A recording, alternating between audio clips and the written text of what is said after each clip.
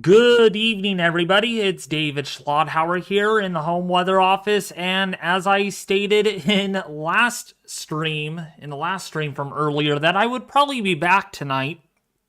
And indeed, that's exactly what happened, because we have one discrete storm that we are watching right now in Jetmore in Kansas right now. I'm in a Discord server with a lot of people, a lot of experts on this, and we are going to be watching this. We're going to be with them until Ethan B joins. Once he is available, we will switch over. So we are keeping an eye on a storm right now near Jetmore in Kansas, Hanston in Kansas. This storm has developed a hook rapidly. In fact, let's take it over to Parker on Discord. So what are we looking at, Parker?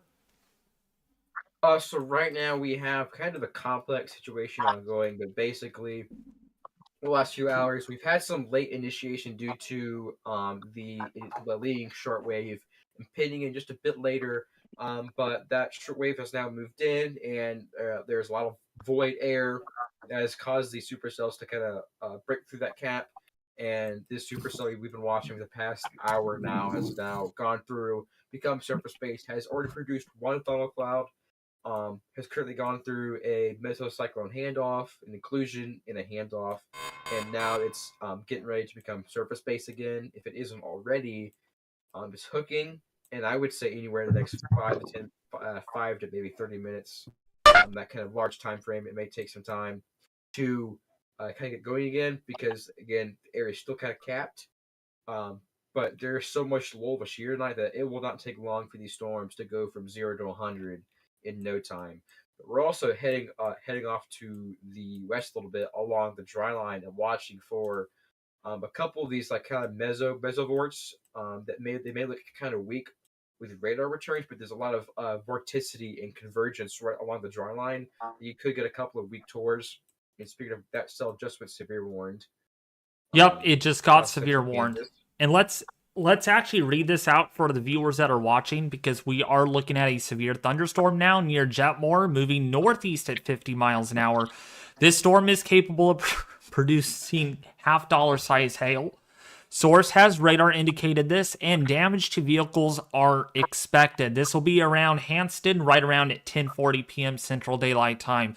So if you're in southeastern Nest County in west central Kansas, please take shelter.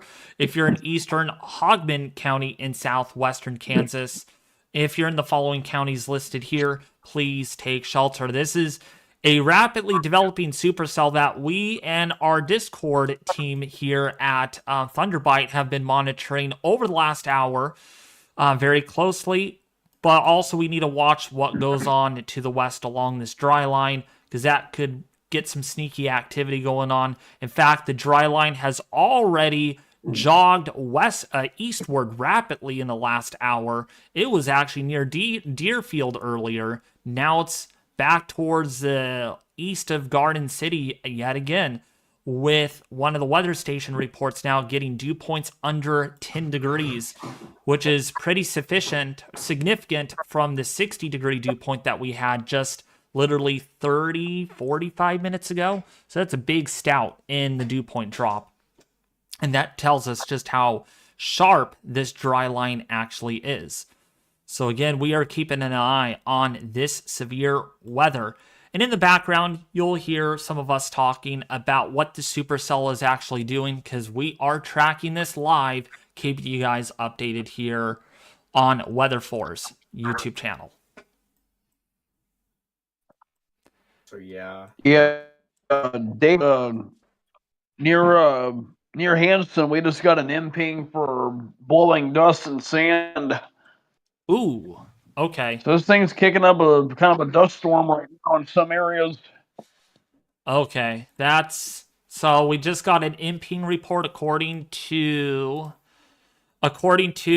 red-tailed soar that there's blowing dust being reported on an imping report. So this is kicking up air all over the place, and that is a bad Doesn't it show sign. you how dry it is?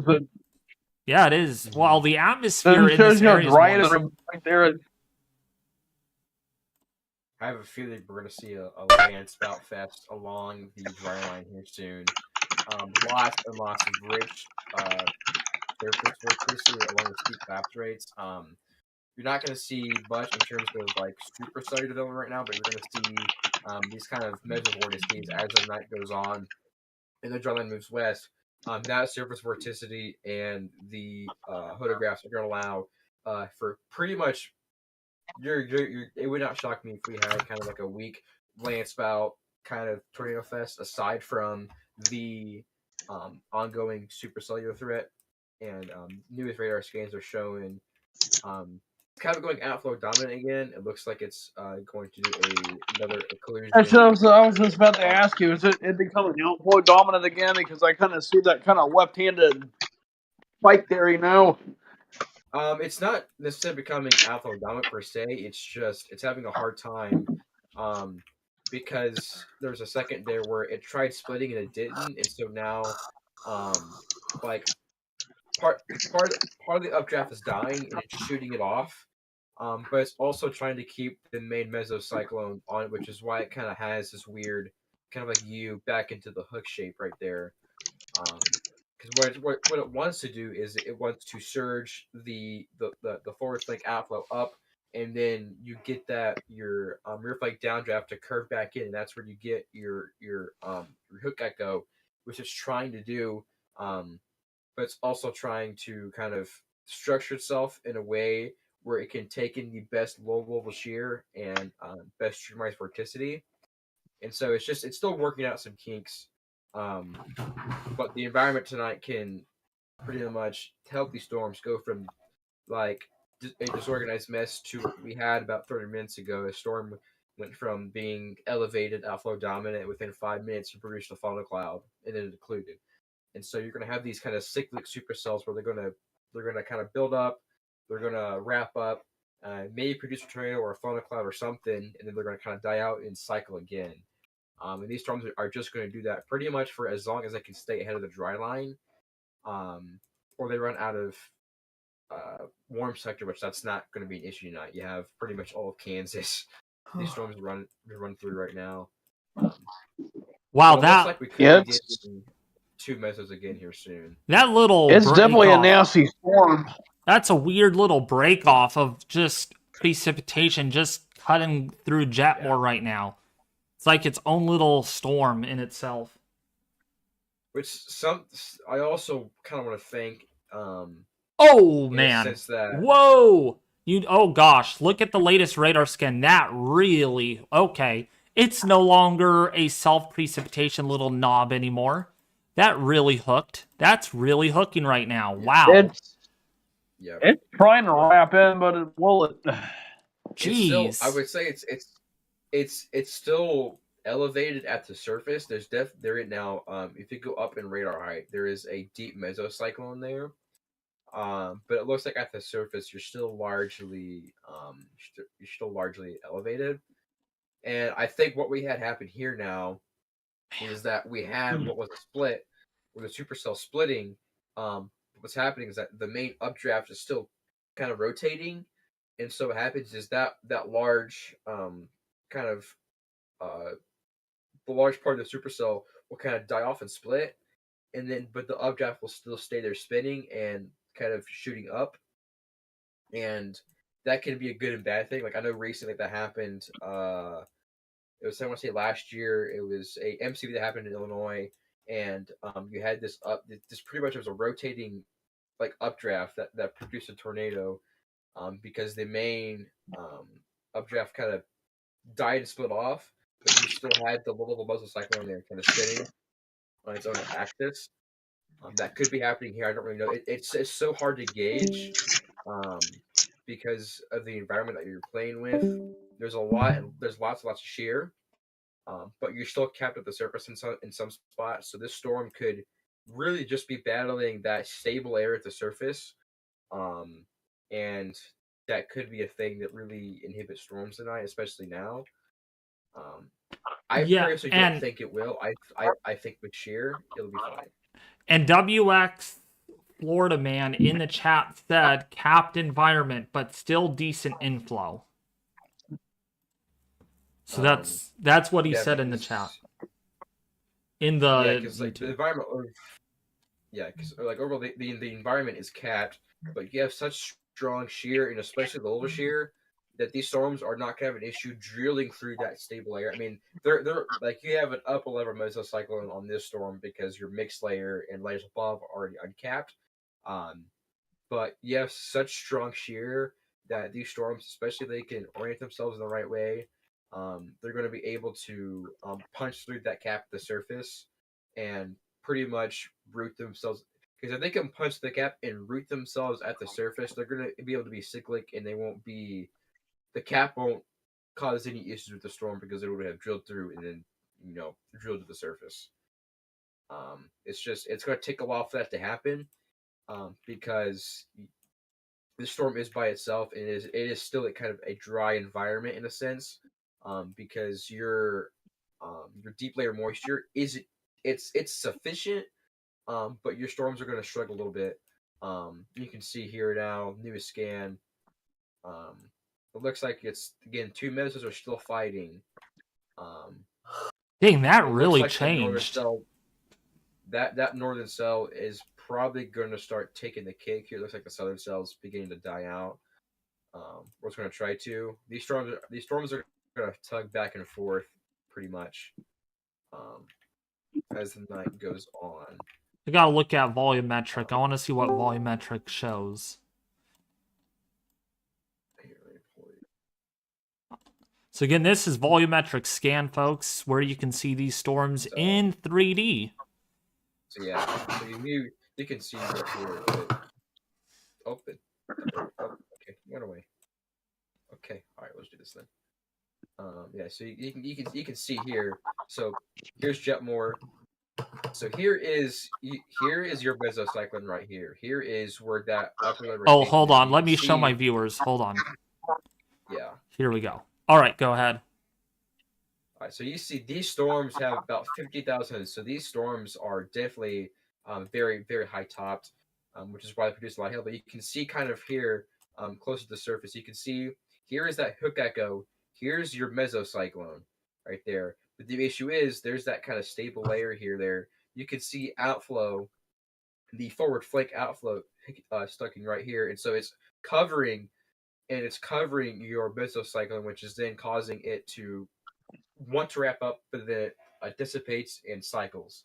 And that's kind of what we're seeing here. And I'll try to see if I can use base velocity real quick as well to show. So you can see a little bit about here. Here's your general mesocyclone. So here's kind of your vorticity here. You can definitely see you have a very strong upper level meso here. There's not much at the surface because it's still capped. But you still have a very strong mesocyclone up here where it's rotating. It is a rotating supercell. Jeez, good analysis. I really like that, actually. That's the problem, that outflow. We got to get rid of that outflow. Because and that's a lot of what happens when you go into tornadogenesis now. Is that, and that's something that we've seen even just a lot this year, is that you'll have supercells that they'll have this very strong, and it actually happens with a lot of sectors and violent tornadoes, that you'll have the supercell. They'll have kind of like an outflow, or they'll have that forward flank out ahead of it, but then the rear flank downdraft will kick in, your forward flank will tuck back, rear flank downdraft will allow the hook to wrap up, and then that's when you get your strongest inflow in between. It gets pinched in between the forward flank and your rear flank downdraft, and that kind of funnels it in, which also creates kind of an extreme vertical motion as it goes up, and that's how you get a lot of your stronger tornadoes. Speaking of, new scan shows, looks more like a blotch, like a mucky blotch. Which, by the way, Justin G just said in chat, storm is getting wrecked by the low-level inversion, LL inversion. 2 L's in inversion. Yes, which is what I said, but you can see on meso analysis here, which that's something if you have, as the storms continue to move east a little bit, they're going to struggle because your surface inversion there is still pretty strong. Where the storm is at now, it's doable. It's not great with the shear parameters. The storms can drill through, but as they continue to move up to the northeast, it gets a little stronger. When you have 100 sin, which is not the greatest. It's not great for these storms, but your mix layer is also capped a little bit. But as the night goes on, these should again work to become uncapped in spots because of your forcing mechanism coming in. So again, I would just the supercell. These supercells are going to take a while for them to develop into mature tornado producers. Because like you mentioned, that level of inversion is going to kind of it's going to wreck it. But eventually, as time goes on and the mesocyclone continues to cycle and build, you're eventually going to have a big enough mesocyclone that's going to drill through that cap, and then that's when your tornadoes are going to begin to happen. All right. So you just have to get the supercell to build more. All right, Justin G added more to this. That thing is not rooting IMO, and then he said next stout inversion. So it's attempting, it is trying to, but each time it does, it's like, oh, I surprised you all. Just kidding, I'm not gonna root at the surface. So that's probably it's just so damn elevated still. Yeah, Hello. it's really it's just so damn elevated still. It's not even close. It's really mucky looking. It's not really like organized. It's like just like a blotch of rain and hail. That's all it is right now. It's not really. It was a lot more organized earlier on when it put that funnel cloud out, but it's just getting really disorganized now. We gotta really watch what goes on along that dry line, though. There's some impingements on that. Some areas of spin along that. It still has a chance. I'm not gonna doubt it. Yeah, that dry line, you're gonna get a lot because, like I said, it's just there's a lot of rich vorticity along it. It's not much necessarily free cape in a sense, but you have like extreme vorticity along that dry line. As the night goes on, you're gonna get more free cape along it as well. And so the dry line is really wouldn't shock me if you have a lot of like mesovorts, in a sense along the dry line, and it kind of go off. But the dry line is still largely capped as of right now, but it's starting to continue going, and you almost have a supercell now. Near Dighton, you can see a very nice upper level meso here. A couple upper level mesos fighting for each other. It's also to be noted that that storm that we're tracking made a little bit of a left turn, just a modest left turn, which means it's not. The meso is at least not tugging on the storm to push it northeast. I don't know if you're seeing that. Yeah, I see. It looks it just took like a 4 or 5 degrees to the left. Just a little bit of a left tinge to it. And Justin was even saying if it can make that right turn, it could still potentially do so. It can. That's when it's tornado genesis time. What's up, Ethan B? Welcome to the live stream. I mean, there's the low chance of it doing something, but it's not zero. No.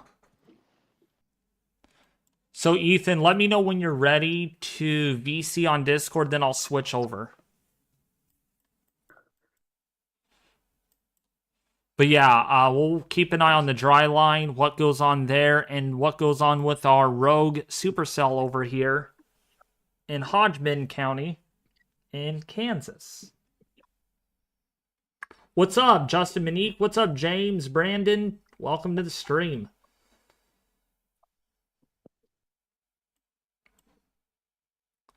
And then WX Florida Man said that's going to be a merger storm by the time it gets to the Nebraska border. At this point, it could very well be once that dry line tries to catch up with that storm. Justin G said again, main Tor threat will be weaker stuff from mesovorts. Not really feeling the cellular threat. That makes perfect sense. What are your thoughts, Justin, on the tornado threat? Actually, when Ethan is ready, maybe you can join the call with us and put in your insights then.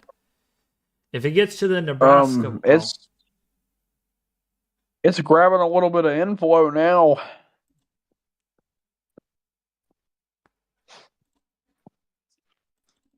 You know what? It might be doing... I don't know. It's doing something. Yeah, we're getting a little bit of inflow onto it now. Let me see.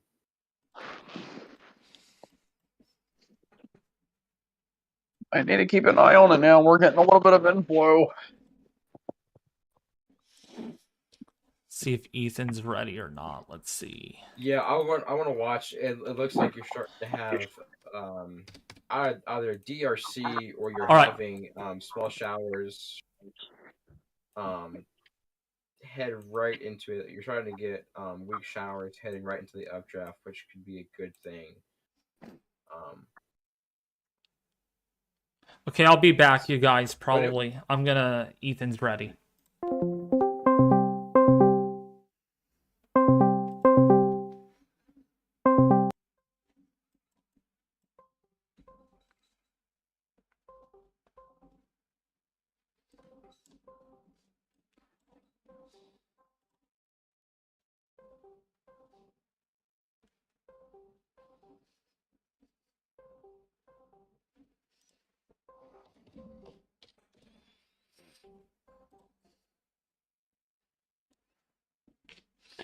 So while we wait for Ethan, we're going to keep an eye on this supercell.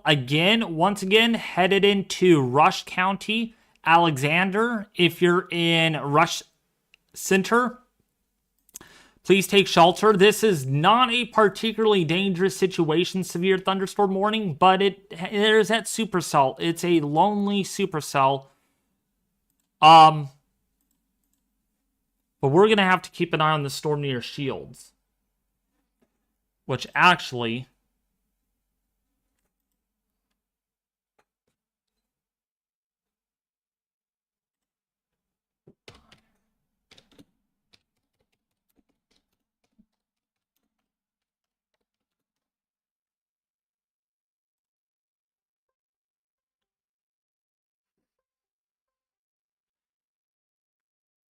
Welcome, Ethan.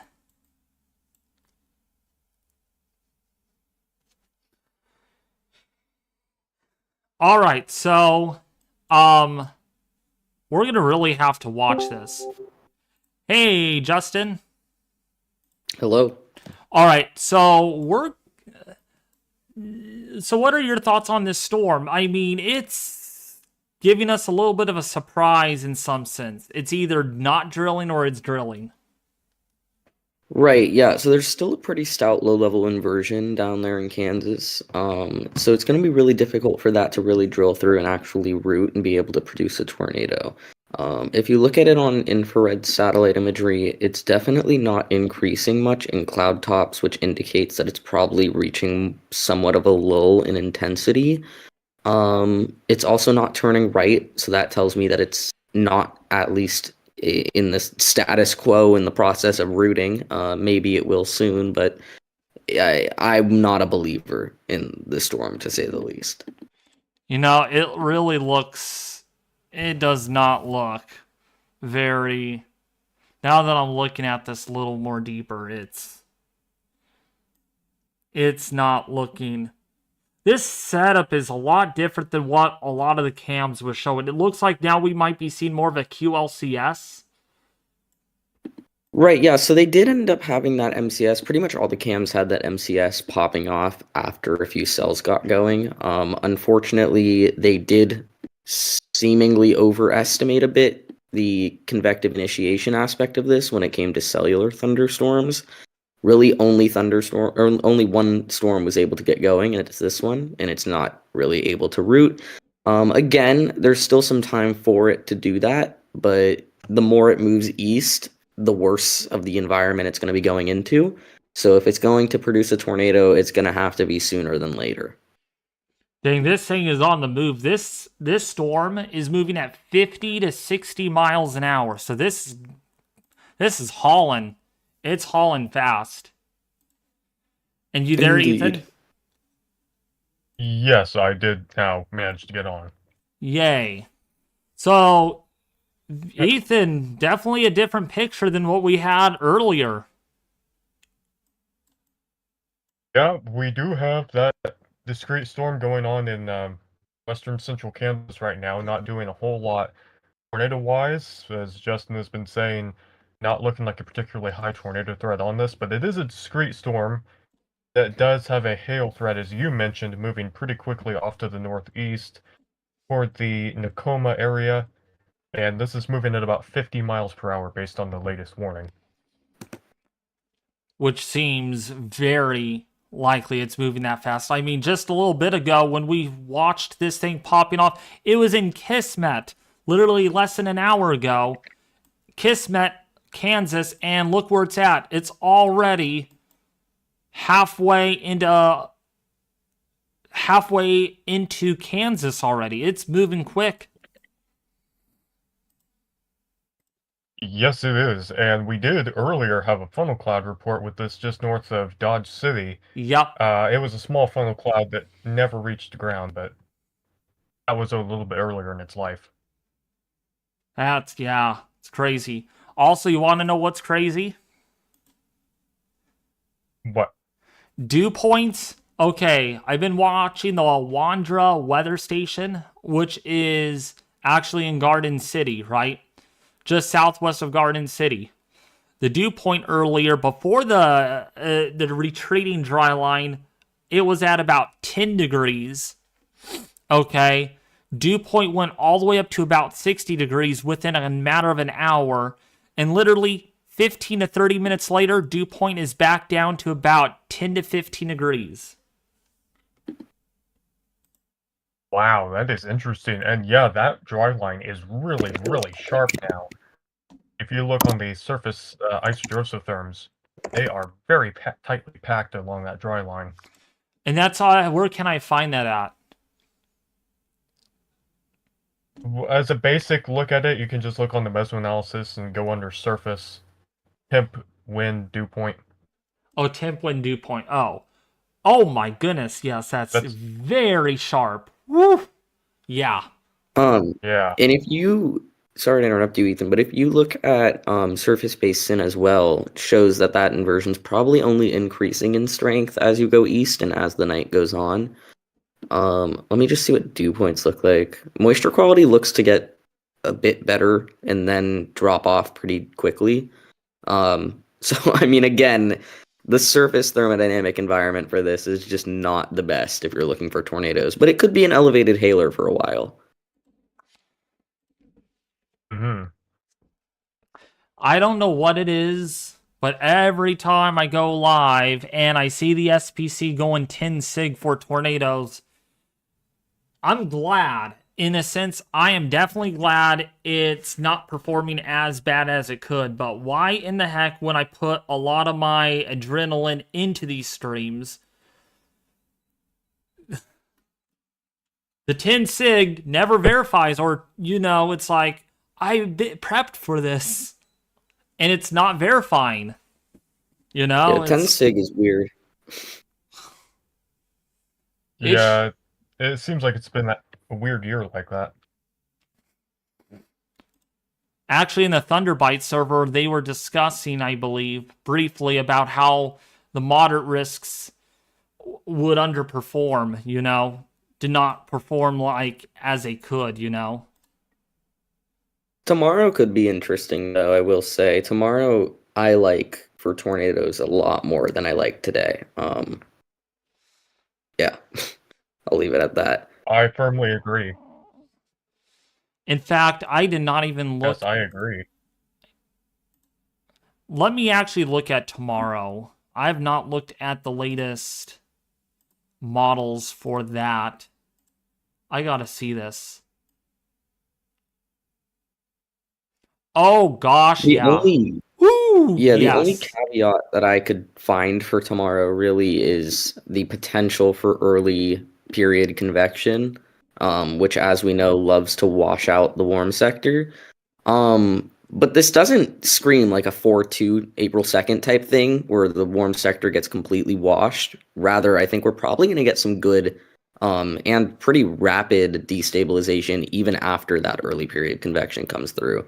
So tomorrow I do kind of like if you're looking for tornadoes to all those potential chasers. And I got a sounding. Look at this sounding, Ethan. I'm showing the stream as well. This is in southeastern Iowa. Actually, let me just send this in the chat. Look at that sounding for tomorrow. Oh my. Pretty nice. That kind of environment there, you've got really strong deep layer wind shear, you've got low level wind shear that is quite strong as well. 0 to 1 SRH, which is again the measure of that wind shear in the lowest 1 kilometer that we look at. Values of this typically become more favorable for tornadoes at 150 or more. This is 300, so that's pretty good for that. Got plenty of instability, very moist low levels, no capping concerns, unlike today. The boundary layer, or the moist layer, I should say, as well, is just really a lot better tomorrow than what it is today out in the plains. And look at the hail analog system. 4.5 inches. Jeez Louise. You want a really fun thing to look at? Take a look at the RRFS. See what it does to Iowa. RF. Wait, where do you see RR. that? It's on Pivotal. RRFS. Oh, okay. I did not know they actually had the RRFS. It's a pretty trash model, but you know, if you want a good laugh. Yeah. Usually kind when of an FB3 situation. Usually when Justin tells me these things, I do laugh. Let's see.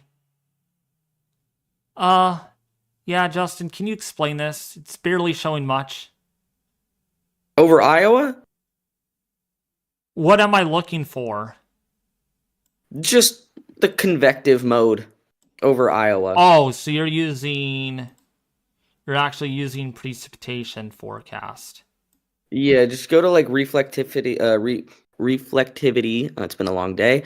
UH over 75 for Iowa tomorrow between about, I don't know, 17Z and 22Z. Yup, I see that. Mm-hmm. It's very linear, like a lot of multi-cell. Right. Yeah. And then it has supercells down south in Missouri. So quite the event. It's crazy. HRRR is going ballistic. Let the HRRR vent its worst case scenario out.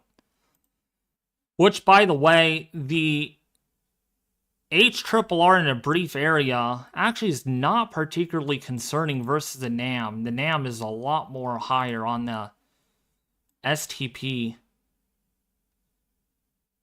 Yeah, it's a lot higher. In some portions of that warm front, Ethan, numbers do exceed 8 to 9. Yeah, there's could be some different areas tomorrow to watch for activity along that. You could have the warm front, you could have the cold front. The warm front is an area that we always tend to watch because that is an area of enhanced wind shear, and that can get some things spinning up, especially if you've got enough instability right along that warm front. And you get something that's rooted near it, but pulling in surface-based instability. That is something that we'll have to watch tomorrow. Also, I'm watching the supercell. At first, I thought it was going to actually... Yeah, it had some brief rotation in the really low levels. And there's still some slight rotation with it. I don't know if you see that, Justin. It's supercell that we're watching. One right now. Let's see. Yeah. It has some modest rotation. At least It looks like 2,500 maybe, feet. yeah. 2,500 It feet. also looks to be pretty rapidly dying.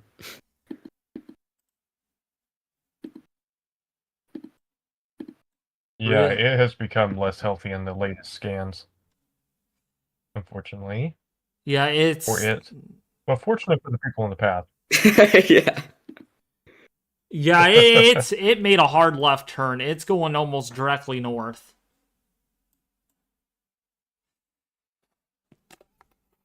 Yeah, this supercell, it doesn't look like it's doing a whole lot anymore. The warning has been canceled, by the way.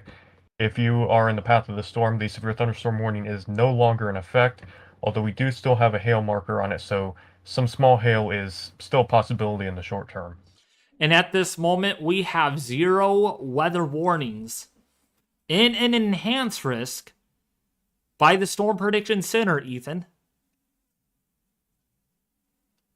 Yeah, it's been a tricky situation. It's not a straightforward, widespread severe weather day. But I'll tell you, you know what's verifying is the low-level winds. Gosh, literally a couple of thousand feet above the surface, winds are screaming at over 70 to 90 miles an hour based on velocities. Yeah, we've seen the 0 to 1 SRH in these areas, which tends to increase with that low-level jet. It's gone up to between 300 and 500 meters square per second squared across areas from Texas to Nebraska, so that is indicative of that increasingly strong low-level jet. Wow, this supercell. I don't know if this is organizing again, Justin. It's tempting. It's still attempting to do it. That rotation has increased. That rotation definitely has increased. You on, Justin? I am, yeah. It's trying. It's It doing could. something. Maybe, yeah. I think if anything, it's some elevated rotation right now, but we'll see.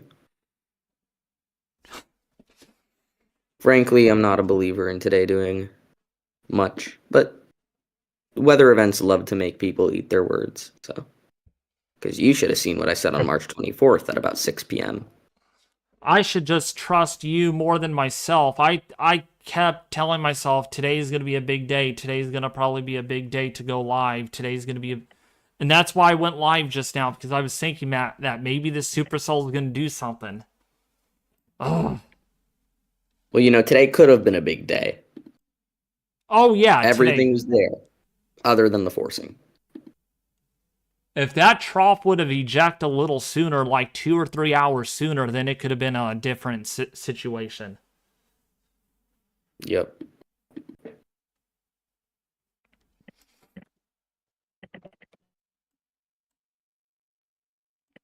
But yeah, Ethan, and for your information, Justin, guess what the daytime high for my area was on Saturday? I don't know. Like 90 degrees. What was it? Oh, not 90. Come on, Justin. Come on. Well, it was 85 up in Fresno where I was, so. Nah. It only got up to 44 degrees on Saturday. What? What? Oh my gosh. Yeah, only 44 degrees. It didn't even warm up at all. It did not. In NorCal? Yes, where I live. Aren't you in the valley, though? I'm in the Central Valley, but I'm like near the Sacramento Lodi area, and it did not warm up at all. That's crazy. I was in Fresno. It was like 85 degrees. On Saturday? Or no, not on Saturday. Sorry, on Friday. On Saturday, it was colder because that storm was moving through. Yeah, that makes sense. Yeah, Ethan, it was literally in the low 40s during the day, which, by the way, you want to hear what's funny about that? This is the lowest temperature. Yes, I do. This is the lowest temperature my weather station has ever gotten in the month of April. Not only that, it's the coldest temperature in the season of spring during the day, and it's the coldest temperature so far this winter spring season. We have not had a temperature that cold during the day at all until this last Saturday, when in fact you should see temperatures on the uptrend. Usually the coldest it gets during the day with the weather system would be like the upper 50s. But no, we were in the low 40s. Wow.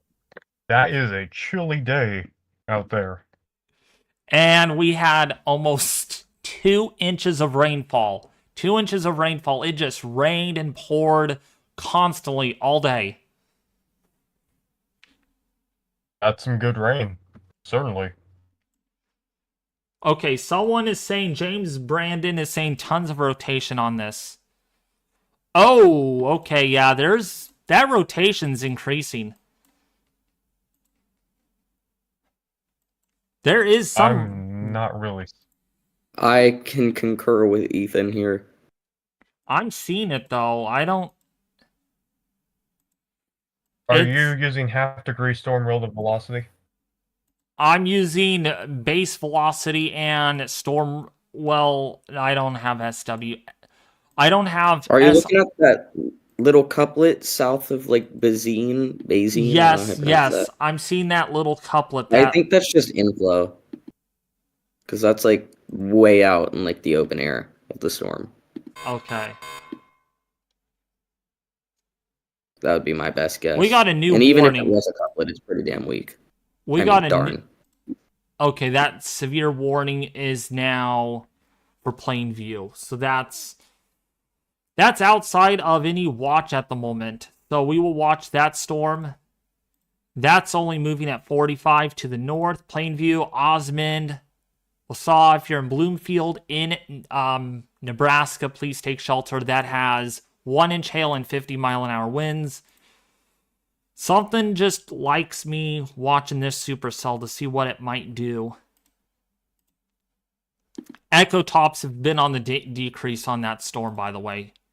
So it's not really... not feeling it. Yeah, the interesting thing about this... Oh, I'm sorry. But you watch, when I'm at school tomorrow, then I have work afterwards, you watch.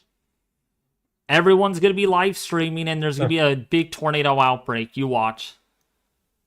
Yeah, that's plausible. Of course, when I'm busy. Unless Ethan could have my YouTube channel, then he can go live for me. Just kidding. Yeah, like my computer would survive that. Lightman is such a G. Um, Look what I sent in the chat.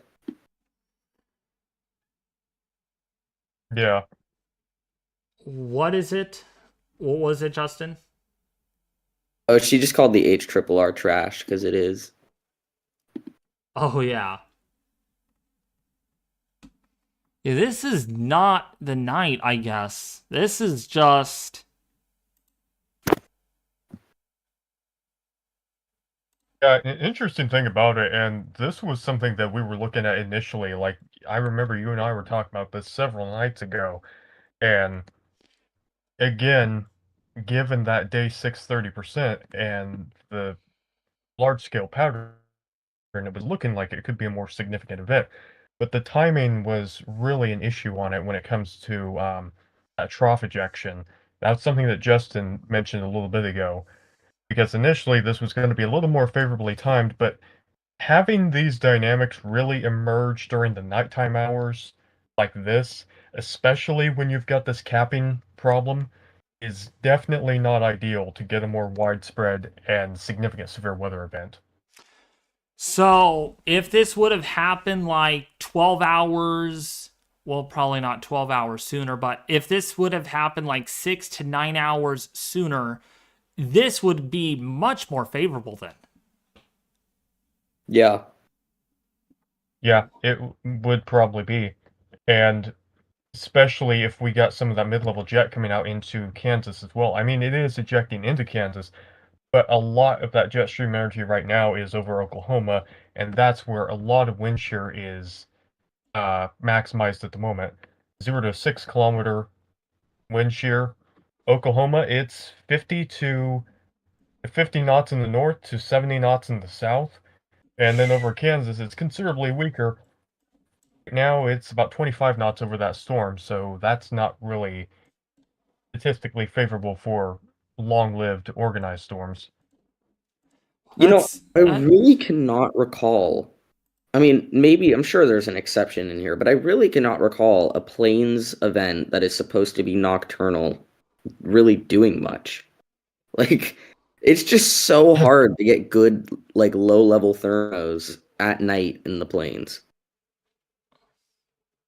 Yeah, that's absolutely right, and maybe it has to do with the EML because you do have a more substantial capping to deal with pre-existing. Right. Because, like, I remember also, like, April 19th last year, like, it went crazy during, like, the evening hours, right? That supercell. But the second that low-level inversion got just a tad bit stronger, that storm fell off so quickly. Like, the plains does not do very well at night. Yeah, we tend to have climatologically a maximum of tornadoes that happens during the early evening hours, but once you head into the nighttime, a lot of times, the instability wanes. You can get the more significant capping come into place, and even though that low-level jet ramps up, any storms that are really depending on that instability, they're not going to handle that increase in convective inhibition very well. Right. That's another thing about tomorrow. Much better timing. well, yeah, of course. Now that Mm-hmm. the low and everything's there, but tomorrow might be just better than what we initially thought because if this is slower and later, it could be worse tomorrow.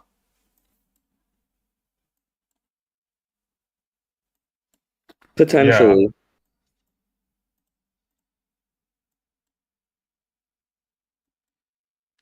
Tomorrow is going to be a day to watch if you are in the Iowa, Illinois, Missouri areas especially. Uh, keep your weather alarms, make sure they're on, make sure they're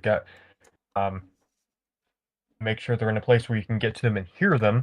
Make sure your phone app is ready if you have a phone app that gives you warnings, things like that, because you do want to be alert as to what's going to be happening tomorrow afternoon with these Midwest severe weather threat. Could be more substantial tornado-wise than what we've experienced today. Another noteworthy thing about tomorrow is the incredible lack of radar coverage. So, warning storms should be unbelievably fun for the NWS. Oh man. Wait, no, there's radar coverage. In northeast Missouri? Oh, okay, yeah. That's not going to be fun at all. Why can't they need to just place a radar up there, don't they? But they don't. Like in Kirksville. They should just place a good and plop it down. Or Yeah, radar in Kirksville would be cool. I love how right when they moved the New Orleans radar, there was like all of that QLCS spam right next to where the old New Orleans radar was. Wait, there used to be where did the original New Orleans radar used to be? It was originally in Slidell, and then they changed it to Hammond. Oh, okay.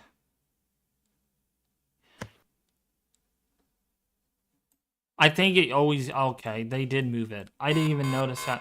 Oh, new severe thunderstorm warning. That is not in a good radar coverage either, where those storms are either right now. Nebraska? Is this Yeah, Nebraska storms. Nebraska? Yeah. Bloomfield, if you're in Okay. Plainview, please take shelter right now. We have 1-inch hail, mainly a hail threat. And Ethan, what are these storms doing right now? This is along that warm front, isn't it? I have to check something here. Hold on. Yes, that is in the vicinity of the warm frontal boundary. So these storms primarily a hail threat, but there is some damaging wind potential as well because some of these are, depending on where they form, they could be surface based. A lot of these are forming on the boundary though right now, so they might have an elevated component, and that is a situation that is usually pretty conducive to hail. And right now we've got effective wind shear that's about 35 knots, and most unstable cape that is running about 2,000 joules per kilogram. Both of those are favorable for some severe weather taking place in the vicinity of that warm front. And that's what we're seeing. The hail threat is very much alive right now, even though it's not going on in Kansas. It is alive up in northeastern parts of Nebraska. Definitely.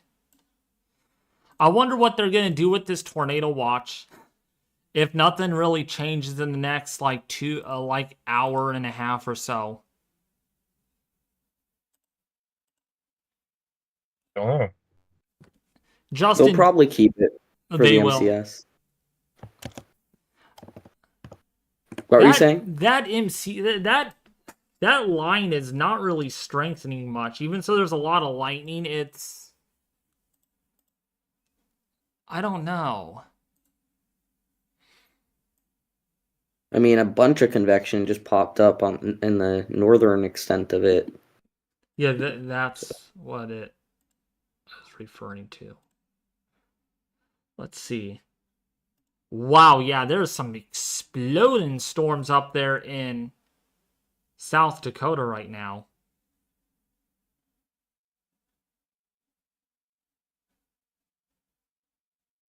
Very rarely do you see an MCS from a dry line, though. Usually it's from a cold front. Yeah. It will be transitioning toward more of a cold frontal type boundary as we head through the night and especially into tomorrow. It turns into more of a cold front. But right now, it is, well, it might be in the process of changing over. It is temperature gradients increasing along it, and with that, the convergence is increasing as well.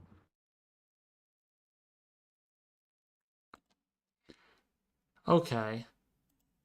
Boy, we just got a wind report earlier of 53 mile an hour wind gust in Phillip in South Dakota. Lot of wind reports coming in out of that area.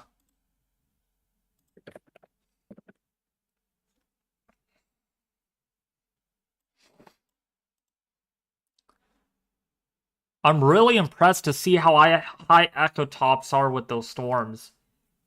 In Prairie, South Dakota echo tops are over 50,000 feet. So I'll just send the environment from the wrap in proximity of that storm, which is currently dying.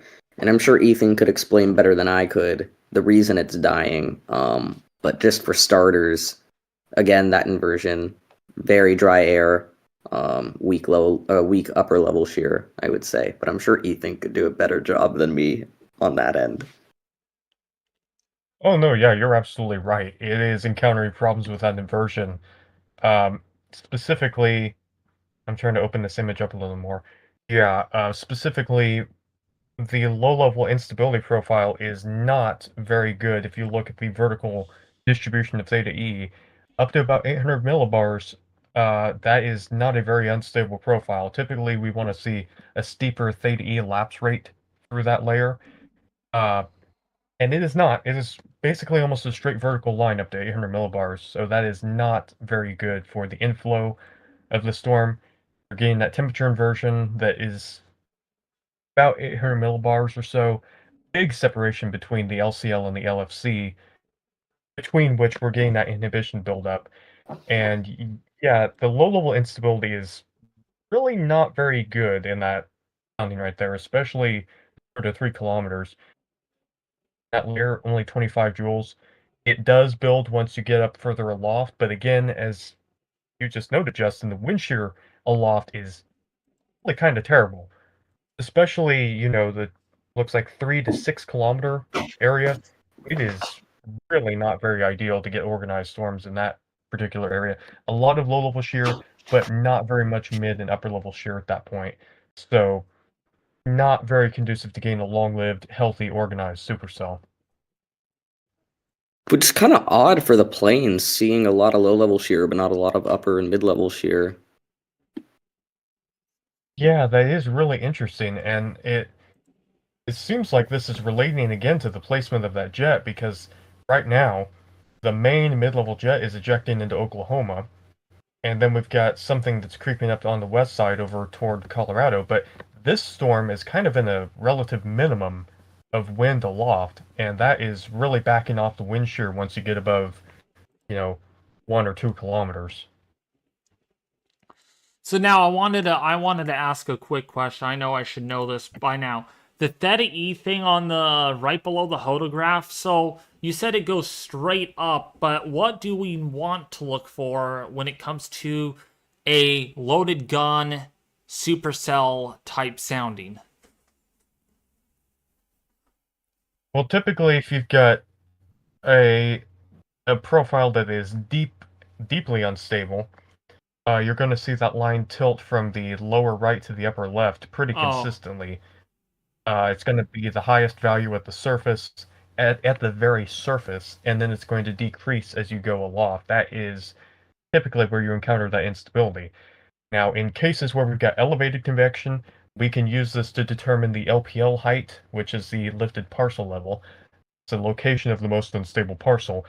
And if it is, for example, going from the lower left to the upper right 4 ways, and then it reaches a warm point at, say, 800 millibars, that's the warmest temperature that it's reaching, that's where the most unstable parcel is. If the warmest temperature is at the surface, then the most unstable parcel is the surface-based parcel. Oh, okay. I see. Yeah, that doesn't look good. Well, it did have one funnel cloud report, so I don't even know if that counts even as a tornado report at all. Yeah, that convection really going off now in Trego County in Kansas. Do you see that, Ethan? Really going off now. Let me back my radar up back down there. I had moved it to Omaha. Man, there's a lot of chasers out there. Probably wasting their good old time.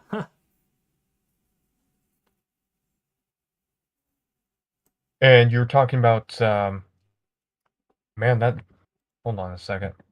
Trego County. That is, okay. Is that south of Quinter? Southeast of Quinter. Yes. Just Or that whole... Joaquini. Oh.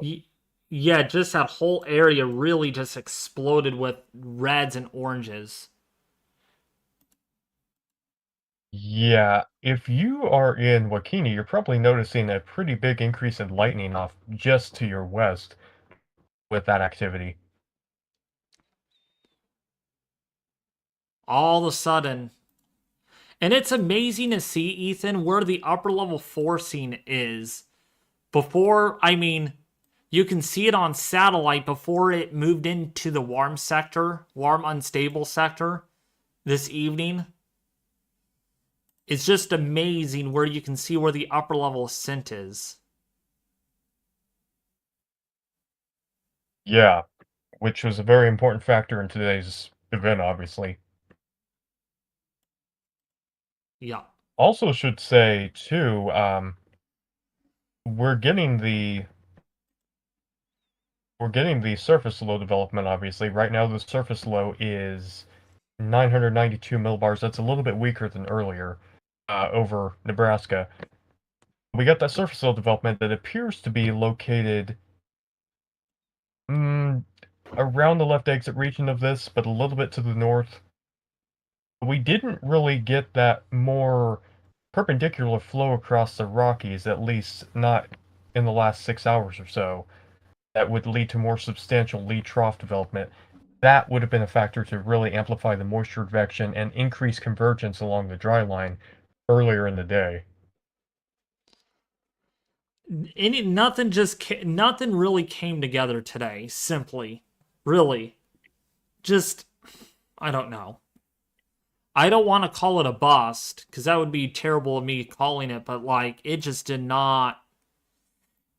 It did not do what meteorologists told it to do. You know.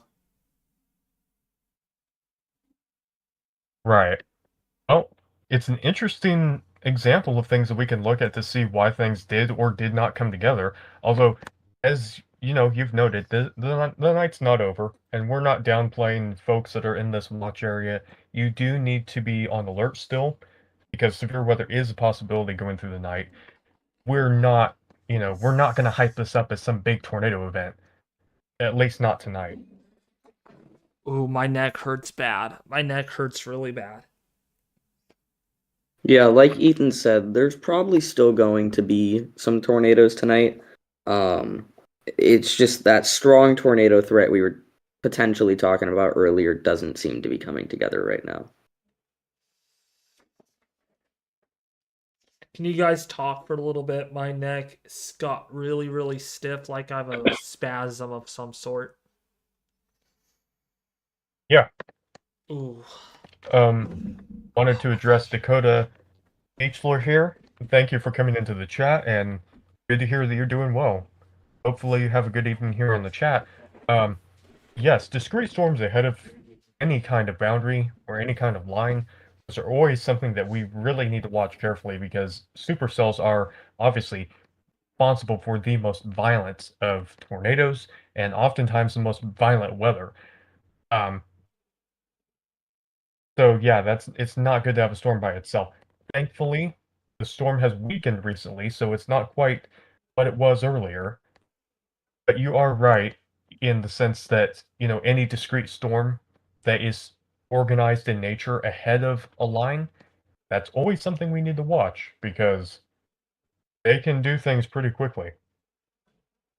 Right. And I think in an odd way tonight, it would have probably been more productive for these cells to have more than one cell form around them. I think tonight was a night where you probably needed a couple mergers before you got anything substantial.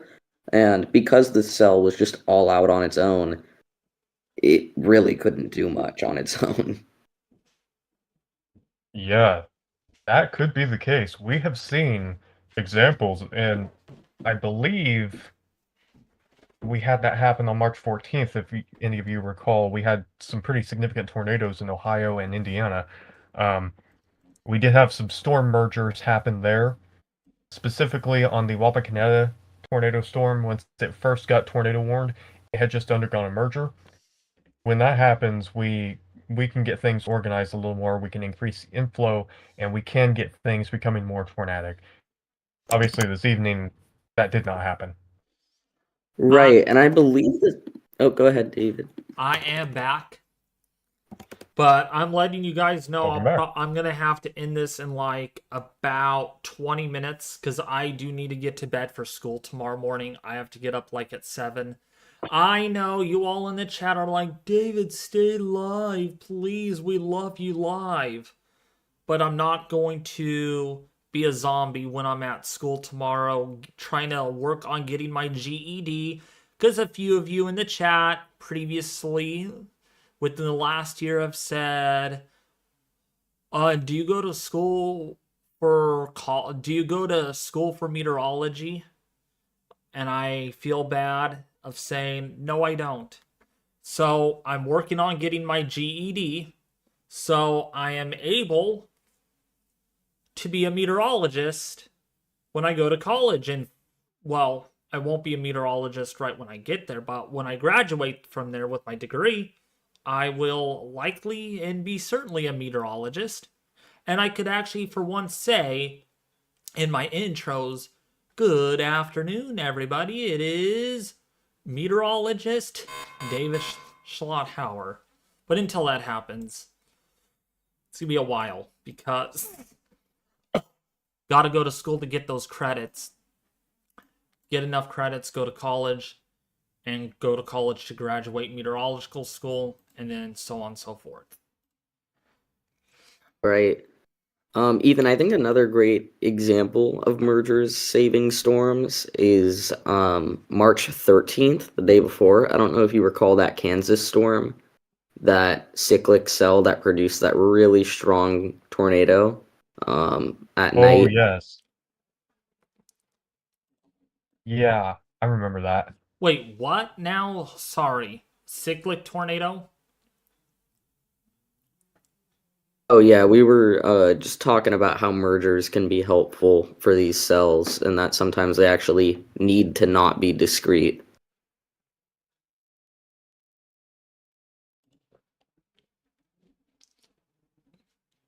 Oh yeah, mergers can be very helpful. Especially the, gosh, where was it? It was in Texas. Oh no, wait. Was it in Texas? I had Connor's stream up. I remember I was able to use Connor's stream because I paid like $80. Was it this year? It was this year. I think it was Kansas. I think it was the one we were just talking about. Yes, 'Cause I remember yep. you were live for that. Yep. Right. It was okay. It was now I'm connecting the dots. I'm just Yeah, trying that to- was that was a decent store merger. And once Mhm. that store merger completed, that thing just went off. Yep. There is some initiation now in Oklahoma as well. Like the situation in Kansas, I don't expect much, but good to be vigilant if you're in northern Oklahoma in the coming hours. There's been initiation down there for a while, hasn't there? Yeah, but some fresher, more vigorous initiation now. Oh, yep, I see that. No watch down there either. I'm surprised there's no weather watch. Yeah, that activity is going up south of Watauga right now to the west of Kingfisher. Moving northeast, it has a small hail marker right now, but as Justin and David have been saying, yes, you do want to be on alert for this just in case it does strengthen into something a little more significant, heading up toward the Enid, Cherokee, Medford area, perhaps Fairview as well. Need to be looking out for this. If we do get storms strengthened enough, we could have a threat for some hail, maybe a tornado threat as well, but I think the hail is probably, at this point, going to be the dominant threat.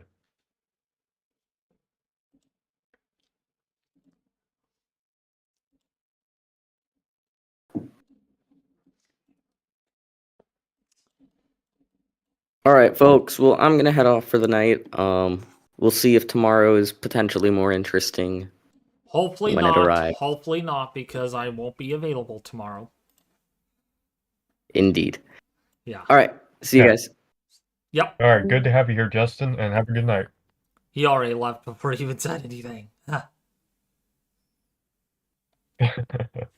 Yeah, it takes some time to catch up. Yep. How's everybody enjoying the stream?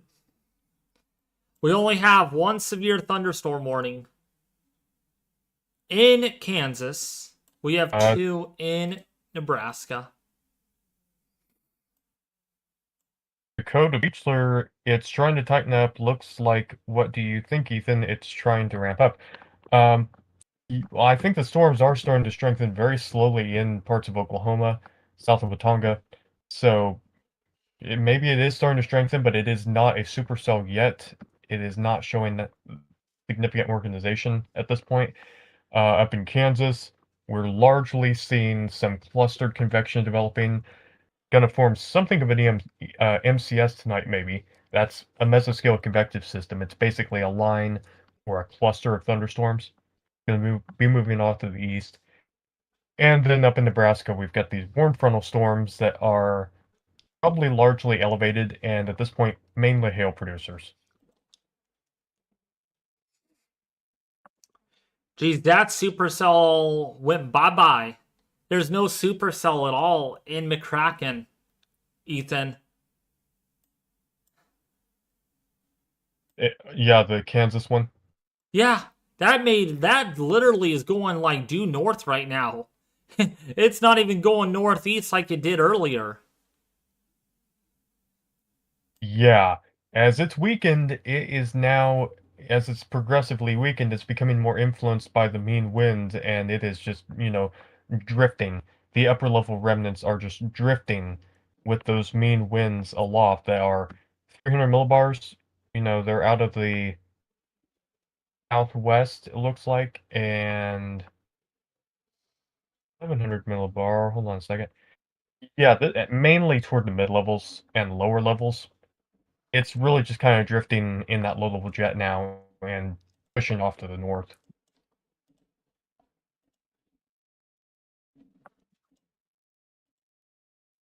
We'll keep an eye on this for the next 15 minutes. Chase is asking you a question, Ethan. What happened tonight? What changed, Ethan? Yeah, well, last week we were initially expecting a really significant trough ejection that was gonna provide a lot of, dynamics out into the Central Plains, big time pressure falls, several days of great moisture return, and that was gonna lead to an environment that was potentially conducive to a severe weather outbreak. But heading to the day of the event, we started to run into some problems. Number one, the timing of trough ejection was not great. We had a lot of this come out into the plains during the nocturnal period, which is not very good for thermodynamics. And we had another problem with thermodynamics. We had a lot of EML, the elevated mixed layer, which did steepen the lapse rates. I mean, the mid-level lapse rates tonight have been insane. They're 9.5 degrees in central Kansas right now. That is almost dry adiabatic, which for the mid-levels is just about as high as it's going to get. Problem with that is that it introduces a low-level inversion, which is that temperature increase that I'm sure you're all aware of. And that is not conducive to getting instability. That actually stabilizes the air because a parcel lifting from the surface, it's no longer rising into cooler air where it can remain buoyant. It hits this warm cap and it just can't do anything.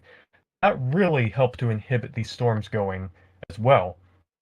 We didn't have substantial lead trough development, um, at least not in this part of the plains, where that would have favored stronger moisture convergence and would have favored potentially some better better dry line circulation earlier in the day. Help us as well. Lifting factors really came into place at night, and nighttime tends to be when the inversion is getting stronger. So that inversion is kind of battling against the upper level height falls and the lifting that's taking place. It might not be strong enough though, and that's why we've seen that inhibition remain quite strong, and now, just now, is only being overcome by the convergence on the dry line that's transitioning to a cold front where those LFC heights are lower. And wow, good job explaining that, Ethan. Also, yeah, I'm just seeing this for the first time, Ethan. 9.5 degrees Celsius for the mid-level lapse rates. I could only imagine, Ethan, what if this did eject? I mean, what if situation? What if this moved into the plains like the setup of this right now, but go 9 hours sooner? Yeah, I mean, if we had a couple factors just get adjusted a little better, this could have been a much more substantial event because you did have that classic low-level jet ramp up during the evening. You had a pronounced dry line. You had very strong wind shear into Oklahoma and Texas, especially. So, if you did change the timing on some of these and the strength of some of these, it really could have been a more significant event. Gosh. Whew. Wow. Which, by the way, Ethan, the surface-based lifted index is -11 along that dry line. Wow. Measures of instability that don't take into account the stability in the area, they're quite significant still. Surface-based CAPE, 3,000 joules, as David said, lifted index, -11 degrees. That is very unstable. But it does not take into account the strength of the cap, which, as we all know by now, is quite significant. Also, another thing to take into consideration, Ethan, is the violent tornado parameter. Down across southwestern Kansas, it is a 2 to a 4. And then, get this, western Oklahoma, it's up to like a 12 to an 18. Holy cow, okay. Um, that is substantial. And that is because, well, effective bulk shear in that area is like 80 knots. And you have surface base cape up to like 3,500 joules per kilogram. 3,500 joules per kilogram. Mixed layer cape is right around 3,000 joules. Yeah, that is that's an interesting value there. Personally, I'm not a big fan of the violent tornado parameter because studies have shown that it doesn't have as good discriminatory value between significant and non-tornadic supercells as, say, the STP or even maybe even the SCP in certain situations. But specifically the STP, it has been well formulated over the years to be a decent predictor of potential supercell strength, but composite indices don't take into account everything. It's just a small set of normalized parameters that are typically conducive to tornadoes, or supercells in the case of the SCP. And, they've got theory to back them up. They've been tested and they've been used extensively over the years, so they're still useful. And I'm not saying the VTP has no use, but it just doesn't seem to do as well as the STP does. So I should use the STP more then, which is perfectly fine. Yeah, they actually came out with what has become known as the 500 STP. This is the significant tornado parameter that takes into account the 0 to 500 meter storm relative helicity within the effective inflow layer. And that, in a study in 2019, exhibited pretty good, actually a little bit better discriminatory ability between significantly tornadic and non-tornadic supercells than the effective STP or especially the fixed STP. So that is a formulation that is probably a little better.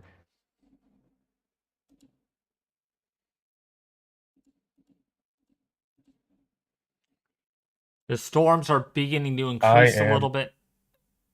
What is it? I know. I'm just gonna say I know I am rambling, and that's not really really a coherent discussion. Oh, it's fine. It's fine. But yeah, storms are an issue. Oh, we got a 1-inch hail marker on that. That could get warned here soon. In the meantime, before that gets warned, I wanted to show you, Ethan, decape values out ahead of this dry line cold front. 1,300 to 1,500 joules per kilogram. Gee whiz. Wow. Yeah. Yeah. Typically, values of that above 1,000 are more conducive to significant damaging winds. So, the damaging wind threat does still exist tonight, especially once we get larger development with that line, probably towards central Kansas, and perhaps we can get some stuff going into northern Oklahoma as well, but it doesn't seem to be strengthening that quickly at the moment. No, the storms are trying to organize a little bit more. But not much. The storms in Oklahoma are still going to have some capping problems because the capping is being eroded most where those upper level dynamics are coming into play, and that tends to be Kansas and Nebraska. Oklahoma, that cap is still robust right now. It's a little bit less in western Oklahoma, but central Oklahoma, where we got this initiation going, that cap is still quite prominent. Gosh. It's like negative 400 down there. Wow, that is very strong. That is not weak at Yeah, all. so that oh, absolutely. And that explains why these storms are having some trouble getting going in Oklahoma. It's the Ethan B EML or Ethan B cap. I'm just kidding. Yeah.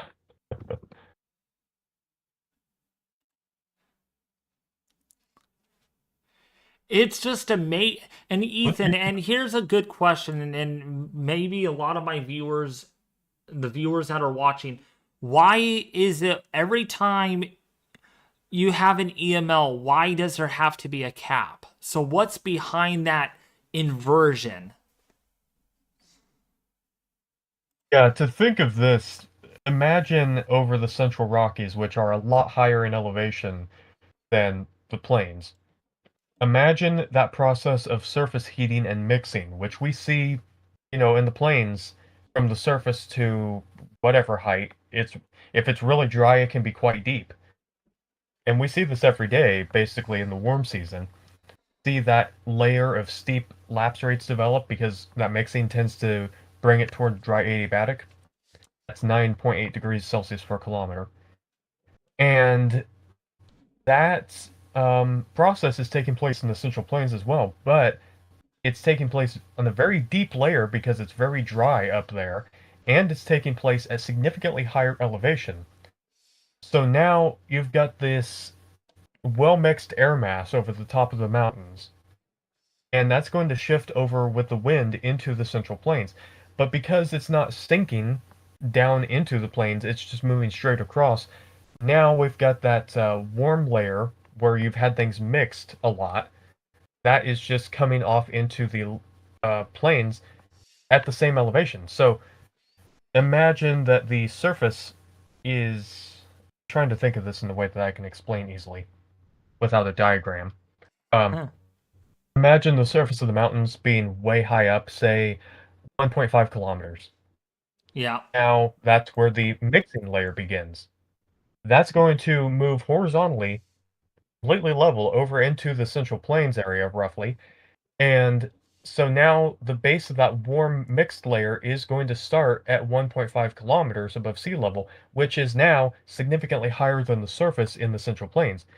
That means that you've got this warm mixed layer that is way above the surface, and that tends to create, especially in a situation where we've got differential advection taking place, a pronounced capping inversion. Because in the plains now, you've got lower elevations that are experiencing moisture transport, maybe getting the effects of cooler air, maybe it's not heating up just as much as, up in the Rockies. You've got a cooler, better moisture quality low level environment, but just above that, you've got that warm mixed layer that just came off the mountains. And that creates the capping inversion. That's cool how it all works. Jeez. Yes, it is. Dang. Quite interesting.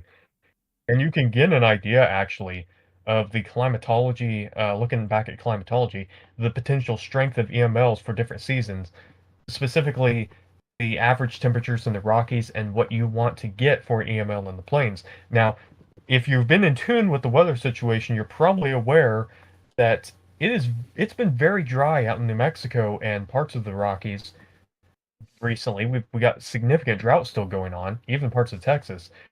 That could have played a big role in getting this EML today being so very strong, because these dry, warm conditions out to the west, those are going to be conducive to deep mixing, and once that gets over into the plains, that could lead to a stronger capping inversion.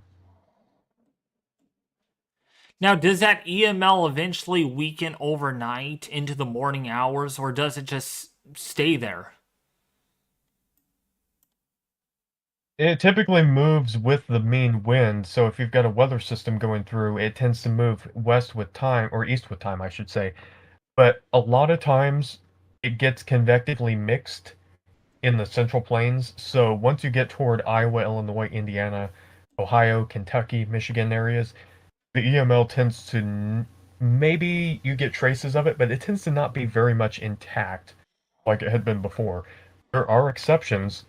There are times when the EML is so strong in the plains that you don't get thunderstorms developing, and it does actually last. It does actually last longer into the Midwest.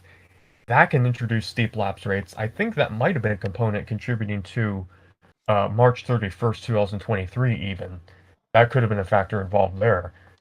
But typically, it gets mixed out by convection in the plains, and that tends to diminish the lapse rates within it because the convective mixing process is something of an averaging process that weakens those lapse rates. It warms the upper levels, but it cools the low levels. Ah, okay. That makes sense. That's why I love when you're on these streams, Yeah. Ethan. You're like a teacher. I try. Boy, if it wasn't for that EML, Ethan, if it wasn't for the Rockies, maybe today would just been the worst day in a long time for severe weather, huh?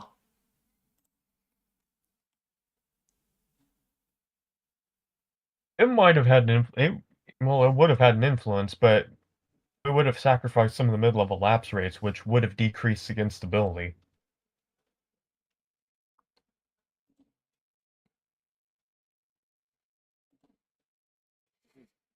at least to some extent. Yeah. So, wow, it's 10:01, and that means it's time for me to go to bed with my stiff neck that may explain it. But yeah, I do not think I'm going to be live at all tomorrow, Ethan. For those people that are wishing, oh, is David going to be live? I'll tell you what, right now, let me check my schedule. Hold on a second. Because we're not seeing hardly any activity other than one severe thunderstorm, Ethan. One severe thunderstorm warning out of what? An enhanced risk? Yeah. I'm not calling it a bust, but I just don't know what words to say. What's tomorrow? Okay, Tuesday, right? Let's see what I have tomorrow. If I can get home early enough from school, I can crunch at least an hour and a half to live stream tomorrow. At least an hour and a half, but I don't know. First, let's see what it's like tomorrow on the severe weather department. By the time I get home from school, like at 11, by about noon, and then we'll go from there. Wednesday and Thursday. Wednesday doesn't look to be as big of a day, but we shall see when we get to that point. What are your thoughts on Wednesday, Ethan? Yeah, I've been looking at this day, because obviously that's coming into my neck of the woods even. And I do think that there's still some decent severe weather potential coming into the area of Indiana, Ohio, Kentucky, perhaps. There might be an enhanced risk get issued out of that. So that's something to watch out for, especially southeastern Indiana into Ohio, Kentucky. That could be a zone where we have an enhanced risk issued eventually. So definitely severe weather potential does still exist that day, although early morning convection might be a complicating factor. Okay, so Wednesday might be a live stream chance. What are your thoughts on Thursday? There's a slight risk for Texas, Oklahoma-ish area. Honestly, I haven't looked at Thursday very much. I've been focused on this near-term threat. All right, well, that at least gets us into Wednesday. So I'll have to see if I should stream on Wednesday or not. I know you won't be available if I stream, and that's fine. Yeah, I'm really not sure about Wednesday, especially if it's going to be a day around here. I'll probably be, when I'm not busy, if I'm not busy, probably be looking for some storms around here. Yeah. But anyways, folks, thank you all for tuning in. I love you guys a lot. I know. See, I don't like going live when there's really not much going on. I'm not gonna I'm just going to have to go live when there's a lot of severe thunderstorm activity, Ethan. I can't schedule these streams anymore. I'll have to surprise you guys. It's just that you just don't know if it is or isn't going to pop up. We have a pretty good idea for the most part, but gosh, not this event. This event was like a whole different surprise game.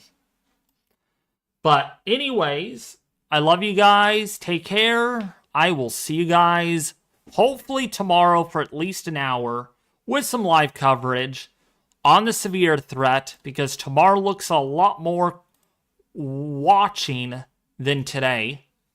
Because today, you know, just did not go the way we thought it would. And yeah, and that's what happens.